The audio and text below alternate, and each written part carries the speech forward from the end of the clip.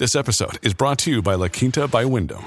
Your work can take you all over the place, like Texas. You've never been, but it's going to be great because you're staying at La Quinta by Wyndham. Their free Bright Side breakfast will give you energy for the day ahead. And after, you can unwind using their free high-speed Wi-Fi. Tonight, La Quinta. Tomorrow, you shine.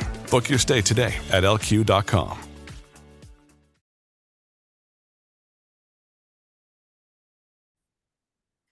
Hey guys, welcome to this week's podcast episode for the Financial Freedom Podcast. I'm your host, Dr. Christopher Liu, and I started my quest searching for the meaning of freedom, how to obtain it, and comes down to financial, time, location, and health freedom. And I started interviewing people that were embodying these types of freedom on the margins, on the cutting edge, and making an impact outside of the traditional world. So today I'm happy to welcome Daniel Spencer, and he's a life coach. He's also a husband and father. But today's talk is all going to be about mindset, life coaching, transformation.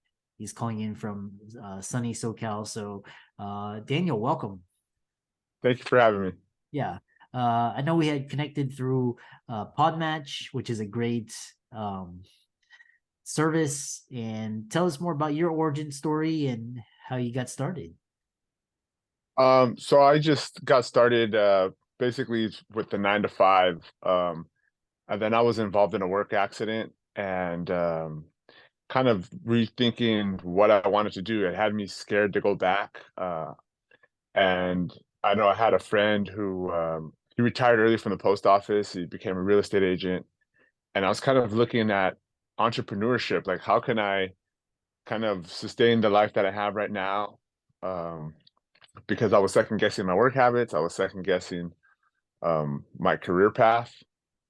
So I got into online coaching as a way to supplement and then hopefully replace my current job right now. Yeah, interesting. And so let's get right into it. So you talk about basically life coach and resiliency. So what lessons do you have, especially after COVID, in terms of helping people go through hard times? I think it takes a deep reflection on what do you think is keeping you down?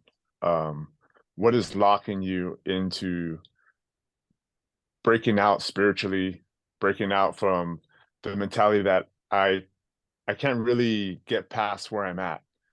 And I think it just takes a strength, like a really want and a need to say, I'm tired of this position that I'm in. I'm tired of procrastinating my goals, seeing people elevate to the level where I want to achieve and not be able to do it. I think a lot of it is just risk. A lot of us are scared to take that initial first step in the risk. Yeah.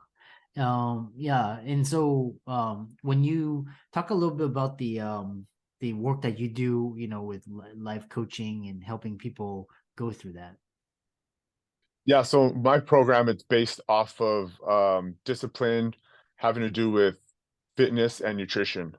Most of my clients, they are overweight or not eating right, new to the gym, they want to get stronger.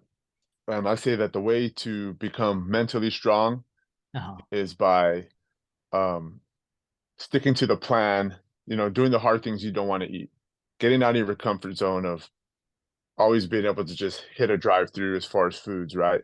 Limiting your calorie intake, making non-negotiable tasks, and doing those tasks early in the morning. Most people say that when they want to work out or go to the gym, they put it off towards the end of the day. Well, the whole day you're sitting there dreading the fact that I have to go to the gym later. I have to go later. And then you'll make an excuse and you'll miss, right? So on my team, we say that's going to happen first thing in the morning. And a lot of people say, oh, I don't have time. We have time. It's before everything else, right? We're going to sacrifice some sleep. That's going to make us mentally stronger. Sticking to the program, sticking to your schedule. It's going to give you discipline and structure. Yeah. And I love this this idea of, so the more I talk to people, especially they talk about this idea of limiting your calorie intake, and sometimes even fasting, and they say that's actually good for you.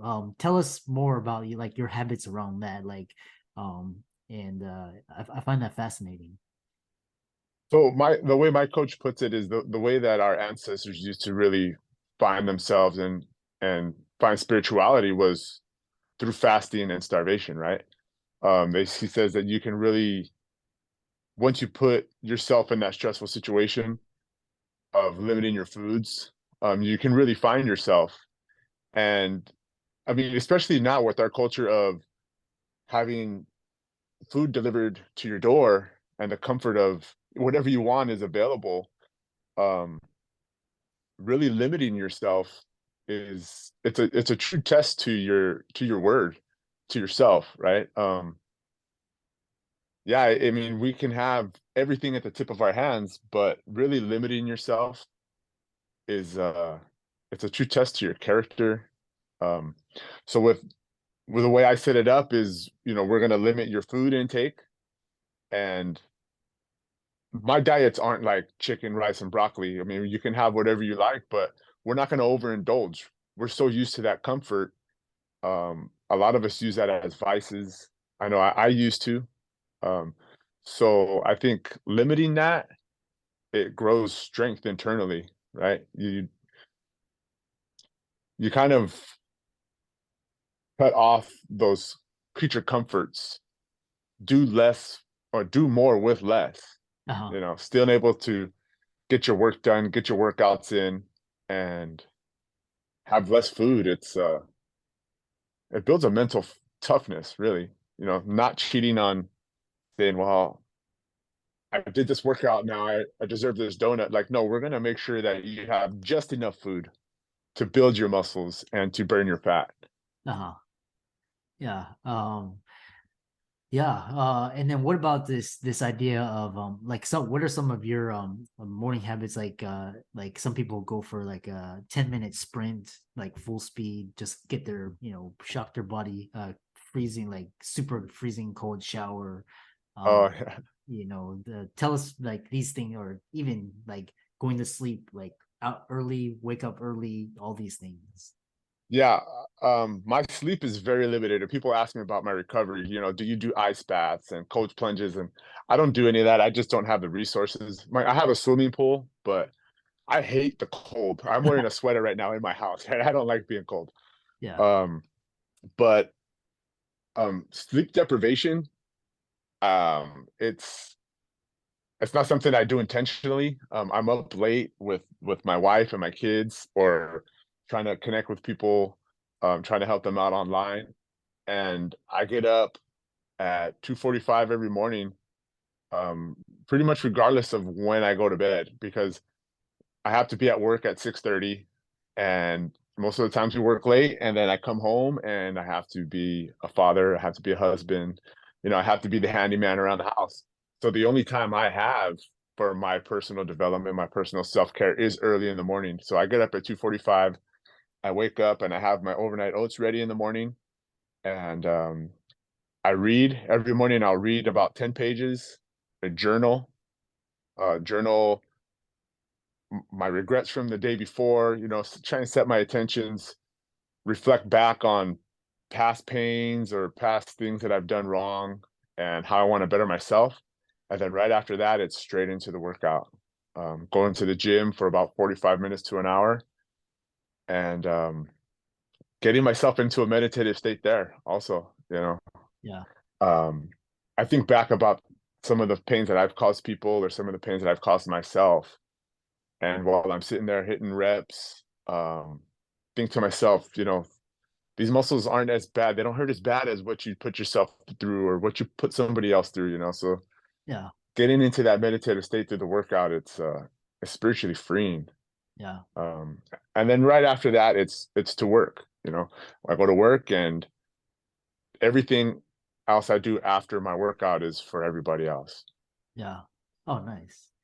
Yeah, very interesting. And it sounds like you've done, especially with mindset, personal productivity, health, fitness, nutrition, and then you're helping others. How can people contact you and reach out to you and learn more about you?